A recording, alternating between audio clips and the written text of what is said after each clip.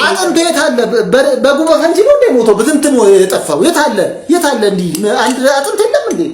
ሺህ አይነት ነገር ልታዝ ትፈልጋለህ። 1 ኪሎ ስጋ ገዝተህ ከዚህ በላይ ምን ላድርግልህ? እንደ ሰልስት በ3 ቀን እየመጣ ይሄ ያለ ሰላንተ ድሮም ዘይት ጣሎ ነው የምትወደው። ይሄው የሸማይ ዘይት ጠቅልል አድርጌ ሰርቼልሃለሁ፣ ጠጣ ብትፈልግ። ይሄ ቅርብ ጊዜ የመጣ ባህሪ ከየት እንደሆነ ይጣራል። ለማንኛውም ሌላው ቢቀር አንድ ቀን ውጭ ሀገር ትሄጃለሽ። እንደው ለራስሽ ስትይ እንኳን ጥሩ ምግብ ስሪሽ። እኔ ባለሙያ ነኝ። በቃ ሌላ ባለሙያ ያገኘ መሰለኝ። እንዱ በቃ ሰሞኑን እንዴት እንደሚያረግህን አሳጥቷል። ሲያስጠላ።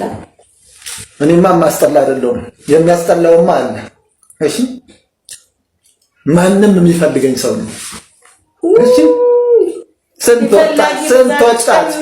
ስንት ወጣት ልሰቀልል አፈር ልጋጥል የሚሉኝ ነኝ። ብዙ ሰው ነኝ።